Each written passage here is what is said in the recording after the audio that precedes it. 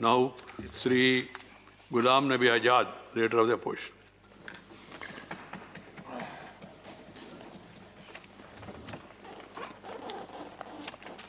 माननीय chairman sir, आज मैं यहाँ खड़ा हुआ हूँ माननीय राष्ट्रपति जी का धन्यवाद करने के लिए कि उन्होंने दोनों सदनों के सदस्यों को संबोधित किया। सर, मैं अपनी बात सिर्फ दो मुद्दों पर रखूंगा, किसान और जम्मू कश्मीर। माननीय राष्ट्रपति जी के भाषण में बहुत सारे मुद्दे हैं, लेकिन हमारे बहुत सारे दूसरे साथी उन पे चर्चा करेंगे। मुझे खुशी है कि माननीय प्रधानमंत्री जी भी तशरीफ लाए हैं और उन दोनों विषयों की तरफ माननीय प्रधानमंत्री जी का ध्यान बहुत ही जरूरी है और यही दोनों मुद्दों पे जिन पे मैं बोलने वाला हूं उनका समाधान निकाल सकते हैं। सर, माननीय राष्ट्रपति जी के भाषण में नौजवानों से मेरा मतलब है हमारे जो फौजी है और किसानों के बारे में चर्चा। जय जवान जय किसान हमारी पार्टी का और भूतपूर्व प्रधानमंत्री स्वर्गीय लाल बहादुर शास्त्री का नारा रहा और वो नारा जितना तब जरूरी था उतना ही आज भी जरूरी। ये दो सेक्शन हमारे समाज के ऐसे हैं जिनके बगैर हम शून्य हैं। हमारे जवान जो सरहदों पे लड़ते हैं वो किस तरह की जिंदगी गुजारते हैं,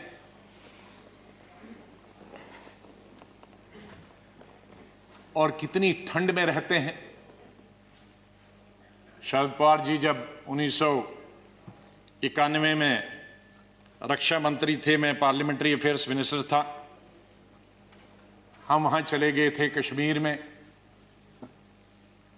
कश्मीर के पहाड़ियों पर जहां 16,000 फुट की बुलंदी पे ग्लेशियर हमारे फौजी रहते हैं। छत बर्फ की, दीवारें बर्फ की, फर्श बर्फ का, और इस तरह इस दफा जितनी सर्दी पड़ी है शायद कभी इतिहास में नहीं हुई है। मुझे लगता है कि 50-60 डिग्री माइनस वहां टेम्परेचर होगा, और उस ठंड में उन ग्लेशियर्स में हमारे फौजी हमारे सीमाओं की रक्षा करते हैं। उसी रीजन में गलवान वैली में हमारे 20 नौजवान पिछले साल शहीद हुए, इसलिए मैं उन शहीदों को भी श्रद्धांजलि देता हूं और अपनी पार्टी की तरफ से पूरी हमदर्दी, पूरी सहानुभूति, पूरा सहयोग उन फौजियों को जो रेगिस्तानों में, गर्मी में और पहाड़ों में सर्दी में, इतनी गर्मी और सर्दी में रहते हैं, हम हमेशा उनके साथ रहें। सर, मैं उन 225 किसानों को भी जो शहीद हुए पिछले 2-2.5 महीनों में, अपनी मांगें सरकार से मनाने के लिए और ठंड में और कई कारणों से आंदोलन के बीच में ये मर गए, शहीद हो गए, मैं अपनी तरफ से भी उनको श्रद्धांजलि अर्पित करता हूं। सर, जो गतिरोध बना हुआ किसानों का और सरकार के बीच, ये पहली दफा नहीं हुआ। सैकड़ों सालों से किसान संघर्ष करता रहा है, अपने हक के लिए लड़ाई लड़ता रहा है। कभी फ्यूडलिज्म के खिलाफ ये लड़ रहे, जमींदारी के खिलाफ लड़ रहे और कभी सरकार के। मैं उल्लेख देना चाहता हूं कुछ महत्वपूर्ण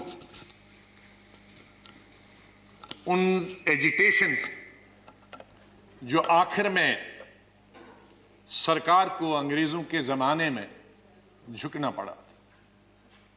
मैं कई दिन से पढ़ रहा था किसानों के आंदोलन के बारे, और विशेष रूप से अंग्रेजों के शासन। तो नतीजा आंदोलन का यह हुआ कि सरकार को झुकना पड़ा, विड्रॉ करना।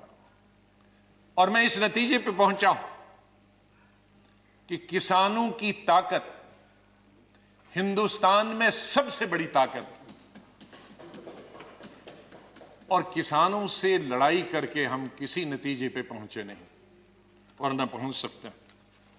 अगर आपकी अनुमति हो तो कुछ हिस्ट्री के पन्ने मैं यहां आपके सामने रखता हूं।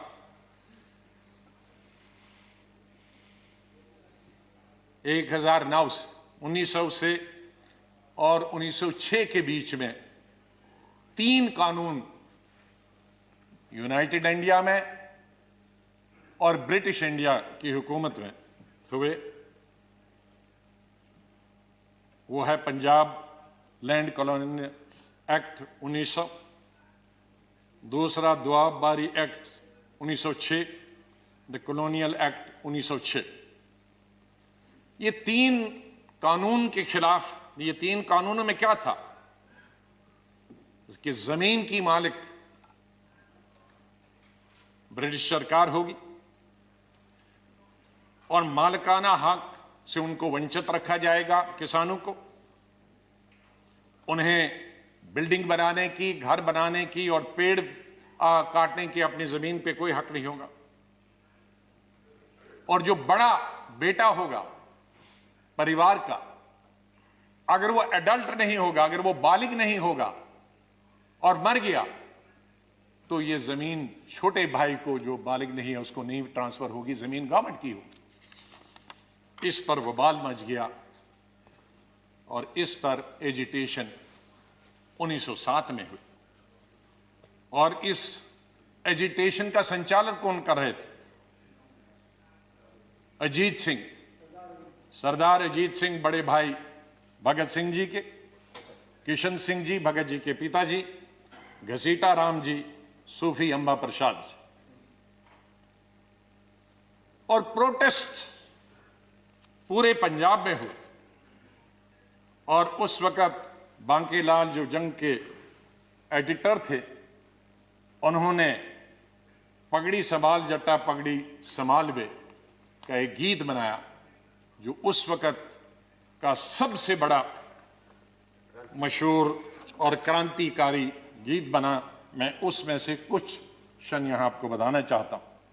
पगड़ी संभाल जट्टा पगड़ी संभाल, तेरा लुट गया माल वे जट्टा पगड़ी संभाल, सारे जगदा पेट भरे तू, सारे जगदा पेट भरे तू, अन्नदाता कहलाए तू, उठ और उठ के खाक के जर्रे, खाक के जर्रे को कहता है, उठ और उठ के खाक के जर्रे एक सितारा बन जा तू, बुझा बुझा सा क्यों है दिल तेरा एक अंगारा बन जा तू, ओ सदियों के ठहरे पानी बहती धारा बन जा तू, लुट गया माल तेरा लुट गया माल वे पगड़ी संभाल जट्टा पगड़ी संभाल।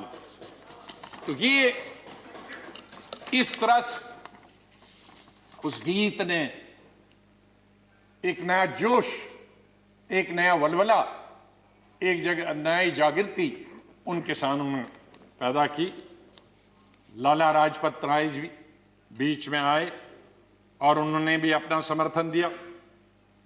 गवर्नमेंट ने उस बिल में अमेंडमेंट का प्रस्ताव रखा, अमेंडमेंट की, माइनर अमेंडमेंट की, लेकिन इस अमेंडमेंट से और भी आंदोलन ज्यादा बढ़ गया क्योंकि ये उनकी सेटिस्फैक्शन के मुताबिक नहीं थी। और वायलेंस रावलपिंडी, गुजरांवाला, लाहौर में हुआ। तब इंडिया यूनाइटेड था, और नतीजा इसका हुआ कि तीनों बिल वापस ले गए सरकार की तरफ से, अंग्रेज हुकूमत।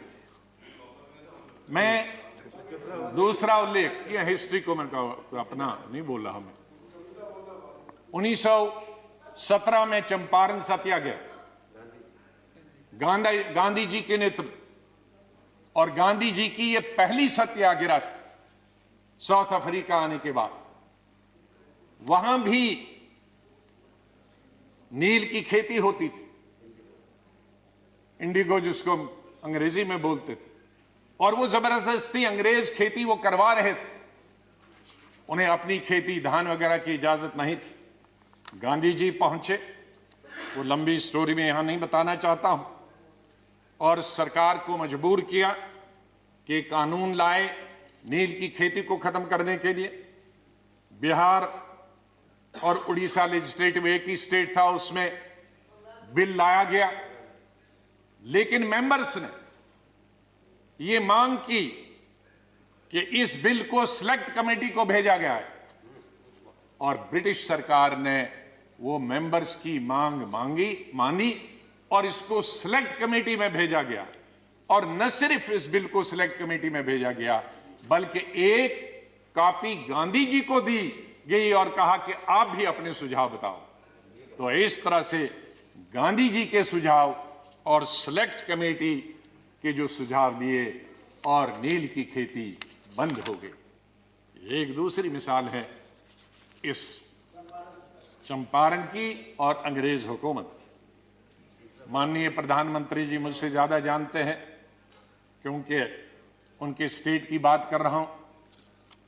चौथे आंदोलन की 1918 में खेड़ा सत्याग्रह, जिसमें महात्मा जी गांधी जी शुरू हुए, और बाद में उसका संचालन सरदार वल्लभ भाई पटेल और उनके साथियों ने उसको चलाया। गांधी जी ने और पटेल जी ने कहा कि देश भर के लोग नहीं आएंगे, गुजरात के भी लोग नहीं आएंगे, यहाँ के लोग सिर्फ इसका आंदोलन करेंगे, या ज़्यादा से ज़्यादा गुजरात के लोग, लेकिन बाहर के लोग नहीं आएंगे। उन्होंने पिटीशन दी बम्बई सरकार को, कमिश्नरी को, कि हमारे टैक्स खत्म किए जाएं। उन्होंने बम्बई सरकार ने, जो उस वक्त की यूनाइटेड सरकार थी ब्रिटिश की, उन्होंने उनकी डिमांड को रद्द कर दिया, और उनको वार्न किया गया कि अगर आप ये टैक्स नहीं देंगे, आपकी ज़मीन जब्त की जाएगी, आपकी प्रॉपर्टी जब्त की जाएगी, आप जेल में जा सकते हैं। लेकिन रिवोल्ट इतना बढ़ा कि लोगों ने उसकी कोई परवाह नहीं की गई। प्रॉपर्टी उनकी ली गई, ज़मीन उनकी ली गई, और ज़मीन सीज की गई, लोगों को अरेस्ट किया गया, लेकिन आंदोलन ख़त्म नहीं हुआ। और उसका नतीजा क्या हुआ? उस साल के लिए टैक्स माफ़ किए गए, और जो इंक्रीज जो बढ़ाए गए थे टैक्स सरकार ने, वो घटा लिए, और जो ज़मीन और घर सरकार ने लिए थे उनको वापस दे दिए। तो वापस किसानों की इसमें फिर से जीत हुई। मैं दूसरा सत्याग्रह की बात करता हूं, पांचवें सत्याग्रह की बात करता हूं, बरदोली 1928। इसमें भी 1925 में गवर्नमेंट बम्बई प्रेसिडेंसी ने टैक्स बढ़ाए किसानों के 22%। इतना कभी भी टैक्स नहीं बढ़ा था। और सरदार वल्लभ भाई पटेल जी ने गवर्नर बम्बई को लिखा टैक्स कम करने के लिए, लेकिन गवर्नर ने वो रिजेक्ट कर दिया। उसके बाद नॉन पेमेंट की वजह से लोगों को तंग किया गया, उनकी प्रॉपर्टी, उनके जान माल की हिफाजत करना मुश्किल हो गया था, और गवर्नमेंट ने ऑक्शन कर दी कई ज़मीनें और कई घर। लेकिन एक भी आदमी उस ऑक्शन के लिए नहीं आया। गवर्नमेंट ने तो ऑक्शन की, लेकिन ना ज़मीन लेने के लिए कोई आया, न घर लेने के लिए आया, न कैटल लेने के लिए आया। ये यूनिटी थी सरदार पटेल जी के नेतृत्व में। लेकिन रिजल्ट क्या हुआ कि 1928 में गुजरात में सबसे बड़ा सिविल ओबीडियंस हो गया सरदार पटेल जी के नेतृत्व में, और रिजल्ट ये हो गया कि गवर्नमेंट ने तमाम जमीनें वापस कर दी, और जो 22% टैक्स लगा था, उसको लगान लगा था, उसको 6.03%, मतलब 6% किया 22% से। तो फिर किसानों की एक बार फिर जीत हो गई। तेलंगाना 1940 से 1950, और यहां जमींदारों और एक गरीब वॉशर वुमन के बीच में, जमींदारों ने जिनके पास सारी जमीनें थे, उन्होंने हड़प की एक वॉशर वुमन की जमीन, लेकिन आंदोलन शुरू हुआ, इतना आंदोलन बढ़ा कि जो जमींदारों की अपनी जमीन भी थी वो भी लोगों ने वापस ले ली। ये इस तरह के आंदोलन हमारे इतिहास में हुए हैं, और ताकत हमेशा वहां उनके सामने सर झुकाना पड़ा। मैं एक अभी हाल की 32-33 साल पुरानी की बात, जिसमें मैं पार्टी रहा डिसीजन, अक्टूबर 1988 में कांग्रेस पार्टी एक रैली करना चाहती थी बोट क्लब। उन दिनों बोट क्लब में पब्लिक मीटिंग करने की इजाजत, राजीव गांधी जी प्रधानमंत्री थे, मैं संगठन का जनरल सेक्रेटरी था, कई राज्यों का, यूपी का इंचार्ज, पंजाब हरियाणा का इंचार्ज था, और रैली का इंचार्ज था। हमने तकरीबन 5 लाख रैली पूरे देश की, बल्कि 10 लाख के लिए पूरी ट्रेनें लगाई थी पूरी देश भर से। मुझे सब्जेक्ट मालूम नहीं है क्यों की थी हमने, लेकिन रैली थी, क्योंकि रैली का इंचार्ज था, और रैली बोट क्लब में पूरे देश से ट्रेनें आने वाली थी।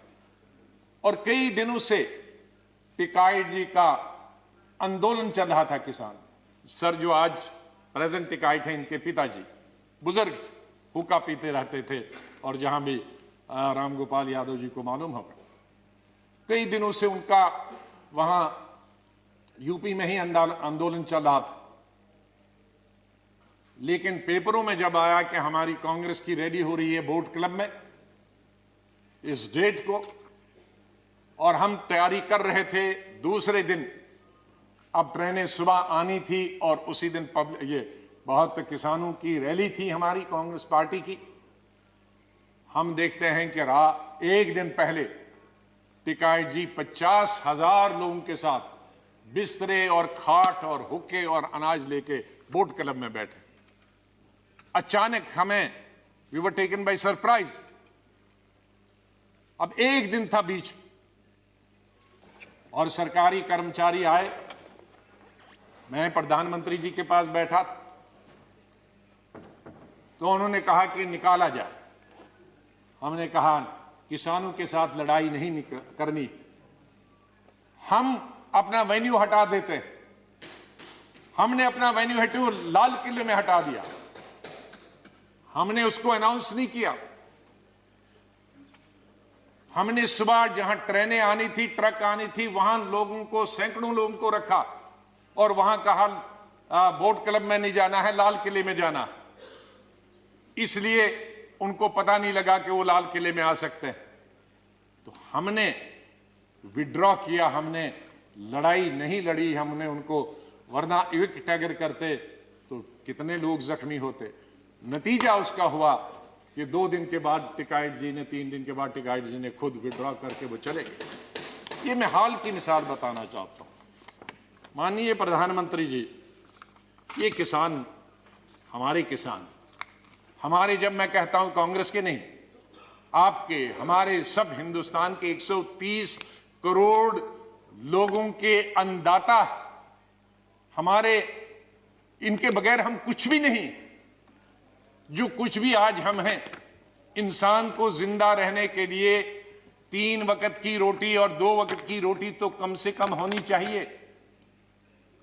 ये रोटी आज न सिर्फ हमें 130 करोड़ लोगों को देते हैं, बल्कि दुनिया के देशों में जहां हम अनाज बेचते हैं सरकार के द्वारा और प्राइवेट तौर पे भी, ये उनके भी अंदाता। इनसे क्या लड़ाई लड़नी? हमें लड़ाई लड़ने के लिए और बहुत फ्रंट है। हमारी बॉर्डर पे जो दुश्मन खड़ा है, पाकिस्तान है, चीन है, हम मिलके उनका लड़ाई करेंगे। हम आपके साथ, बिल्कुल बिल्कुल साथ है, पूरा देश साथ है, हमारी पार्टी साथ। चीन और पाकिस्तान अगर हमारी तरफ नजर उठाकर भी देखता है तो हम आपके साथ। लेकिन किसानों के लिए क्या? ये बेचारा मुश्किल से पहले मुगलों के जमाने में, फिर अंग्रेजों के जमाने में, फिर लैंडलॉर्ड्स के जमाने में, फिर मनी लॉन्ड्रिंग करने वाले के, अब आपको मालूम है ये भरता जो हुई है या किसानों में सेल्फ सफिशिएंसी आई है, ये सिर्फ कांग्रेस के वक्त में आई है। उसमें मत जाइए, मैं अगर फिर गिनूंगा फिर बहुत 1 घंटा और लगेगा, मैं टाइम उसमें नहीं लेना। माननीय प्रधानमंत्री जी जानते हैं कितने हरित क्रांति कब आई, कैसे आई, ये ट्रैक्टर, ये फैक्ट्रियां, ये कहां से बनी, और ये प्रोजेक्ट्स कहां से बने, ये नहर कहां से बनी, ये डैम, भाखड़ा डैम से लेकर गुजरात से लेकर हिंदुस्तान के महाराष्ट्र से लेकर बिहार और यूपी तक ये डैम कहां से बनी, किसानों की बिजली के दाम, पानी निकालने के लिए उसमें कंसेशन किसने दी, मैं उसमें नहीं जाना चाहता हूं। उसमें हमें क्रेडिट नहीं है, सरकार का दायित्व। हम सरकार में थे तो हमने किया, आप सरकार में हैं, आप प्रधानमंत्री जी उसमें और कुछ कर रहे हैं। बधाई, पुरानी सरकार को भी बधाई, आपको भी बधाई। इसमें लड़ाई क्या है? ये जो हम अनाज बढ़ाने का प्रयास करते हैं तो ये तो अपने लिए करते हैं, अपने देश के लिए करते हैं, किसी पर हम एहसान नहीं रखते, तो उसमें विवाद में नहीं जाना। तो मैं माननीय प्रधानमंत्री जी से 2-3 निवेदन करूंगा। जैसे मैंने कहा कि किसानों के साथ हमें लड़ाई नहीं लड़नी। अंग्रेज जब ये तमाम चीजें मैंने दिया कि अल्टीमेटली अंग्रेजों ने विड्रॉ किया, तो हम क्यों नहीं कर सकते? हमारे भाई हैं, हमारे एक है। तो अगर सेलेक्ट कमेटी उस वक्त जाता, अगर स्टैंडिंग कमेटी ये जाता, तो शायद वो वक्त नहीं आता। तो मेरी सरकार से ये विनती है कि आप इन तीनों बिल को वापस ले लें। कुछ लोग गुम हो गए हैं, उनके बारे में माननीय प्रधानमंत्री जी से मैं निवेदन करूंगा कि कोई कमेटी बनाएं जो उनकी छानबीन करे, कहाँ गए हैं 26 जनवरी को। या मैं 26 जनवरी का उल्लेख किए बगैर नहीं रह सकता हूं। हम जितनी भी निंदा और जितनी भी निंदा की जा सकती है, हम और हमारी पार्टी उसकी निंदा करती है, पूरी विपक्ष निंदा करता कि जो भी लाल किले पे हुआ वो बिल्कुल नहीं होना चाहिए। वो लोकतंत्र के खिलाफ है, डेमोक्रेसी के खिलाफ है, लॉ एंड ऑर्डर की दुश्मनी से भी खिलाफ। जहां प्रधानमंत्री देश को, दुनिया को संबोधित करते हैं और वहां हमारे नेशनल फ्लैग के साथ बेइज्जती की जाए, इंसल्ट की जाए, उसे बर्दाश्त नहीं किया जा सकता। ऐसे लोग जो उसमें इन्वॉल्व थे उनको कड़ी से कड़ी सजा दी जानी चाहिए। लेकिन मैं साथ में यह भी कहना चाहता हूं कि जो निर्दोष जो किसान लीडर्स निर्दोष, उनके खिलाफ उनको इंप्लीकेट करने के, उनको फंसाने की बिल्कुल ना कोशिश किया जाए, फिर उस पर दूसरा आंदोलन होगा। इसलिए जो मैं देखता हूं कि आज इतने अरेस्ट हुए, लेकिन उनमें असली जो लोग हैं 2-4 ही दिखते हैं, बाकी लीडरों को पकड़ा जाता। तो मेरी ये निवेदन है। और इसी से जुड़े हुए कुछ हमारे पत्रकारों को और एक मेंबर शशि थरूर जी को भी उनके देशद्रोही के केस बनाए गए हैं। एक इंसान जो फॉरेन मिनिस्टर रहा, फॉरेन मिनिस्टर ऑफ स्टेट रहा, भारत का नेतृत्व विश्व में करता, वो कैसे देशद्रोही हो सकता? वो अगर देशद्रोही है तो फिर तो हम सब देशद्रोही, फिर कौन नहीं देशद्रोही? कैसे हम एक मेंबर ऑफ पार्लियामेंट जो लोगों ने लोकसभा में चुन के आता, जो देश का नेतृत्व विदेश में करे, उसको हम देशद्रोही कहेंगे? मीडिया के कई एडिटर्स, बहुत बड़े बड़े नाम हैं जो देश की सेवा करते हैं, डेमोक्रेसी को जिंदा रखने में उनका सहयोग रहा, उन पर अगर देशद्रोही का केस चलाएंगे हम, तो मेरे ख्याल में ये लोकतंत्र के खिलाफ होगा और इस सरकार के खिलाफ होगा। माननीय प्रधानमंत्री जी बड़े दिल वाले हैं, तो ये छोटी छोटी लोग, छोटी छोटी चीजें कई आते हैं, रिकमेंड होती है, उनको नजरअंदाज कर देना चाहिए। और बड़े आपके सामने तो इतनी चैलेंजेस हैं, इकोनॉमिक चैलेंजेस हैं, इतने कोविड के बाद तो हमको शून्य से शुरू करना है। आपके पास इतने बड़े बड़े मसले हैं हल करने के लिए। ये सरकार और माननीय प्रधानमंत्री जी अगर उनकी तरफ ध्यान दे तो बहुत अच्छा है। और मुझे पूरा विश्वास है कि सरकार प्रेस्टीज न बनाए इन बिल को वापस लेने के लिए, इन तीनों बिल को वापस ले, और ताकि और अगर माननीय प्रधानमंत्री जी के खुद ऐलान से ये हो जाए तो बहुत बड़ी बात होगी, बहुत बड़ा समाधान निकला। मैं निवेदन करूंगा माननीय प्रधानमंत्री। दूसरा इशू जहां है माननीय प्रधानमंत्री जी, माननीय चेयरमैन साहब, वो है कश्मीर के बारे में। 5 अगस्त 2019 को आर्टिकल 370 खत्म हुआ। ठीक मानते हैं कि आर्टिकल 370 रूलिंग पार्टी का एक एजेंडा था, लेकिन मेरी समझ में आज तक नहीं आया। मैंने दर्जनों बल्कि सैकड़ों स्पीचेस जब मैं 4वीं 5वीं क्लास से था तब से अटल बिहारी वाजपेयी जी के सुने हैं। जब भी वो जम्मू आते थे और भाषण करते थे, साल में 1-2 दफा आते थे, और यहां पार्लियामेंट तक, इस सदन में उस सदन, एज मिनिस्टर, एज एमपी, उनके एज प्रधानमंत्री, सैकड़ों भाषण सुने। मैंने एक बार भी माननीय अटल बिहारी वाजपेयी जी या उस वक्त के होम मिनिस्टर या गृह मंत्री या बीजेपी का एक लीडर, एक एमपी नहीं सुना हूं 5 अगस्त 2019 तक जिसने किसी सभा में या किसी जगह ये डिमांड की हो या किसी मैनिफेस्टो में ये डिमांड की हो कि स्टेट के 2 हिस्से और यूटी बनाई जाए। सर, मैं अंडरस्टैंड कर सकता हूं और उसमें मैं समर्थन करता। ले डिस्ट्रिक्ट, कारगिल डिस्ट्रिक्ट नहीं, ले डिस्ट्रिक्ट, लद्दाख में 2 डिस्ट्रिक्ट हैं, कारगिल और ले, सिर्फ एक ले डिस्ट्रिक्ट यूनियन टेरिटरी मांगती थी।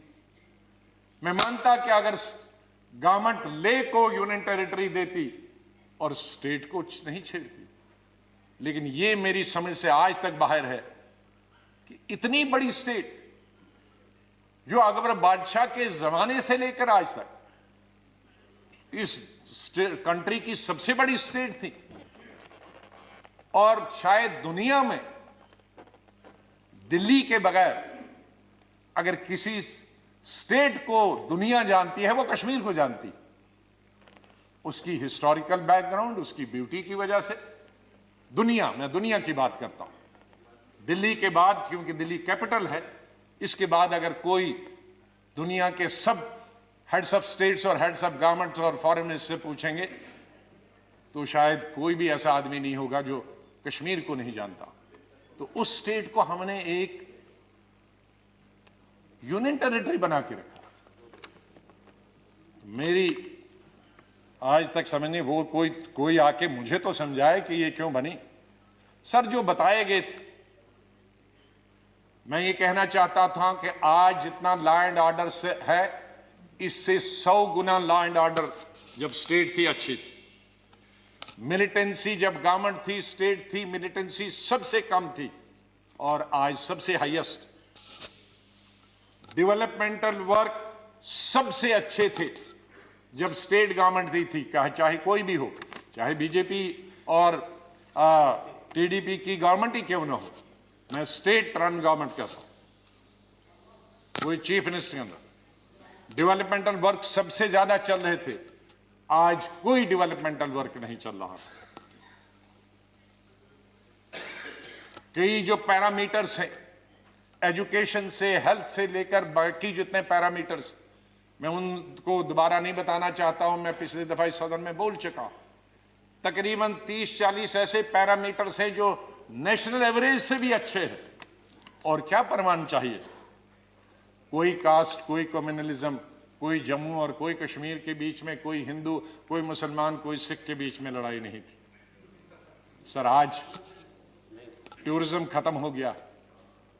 ये अभी कुछ टूरिस्ट गुलमर्ग में हमने देखे, लेकिन गुलमर्ग में कुछ टूरिस्ट जो जाएंगे सीधे एयरपोर्ट से उतरकर गुलमर्ग, वो एक 5 स्टार होटल का भला होगा, उससे कश्मीर के टैक्सी वाले का, टांगे वाले का, दुकानदार वाले का, हैंडीक्राफ्ट वाले का फायदा नहीं होगा सर।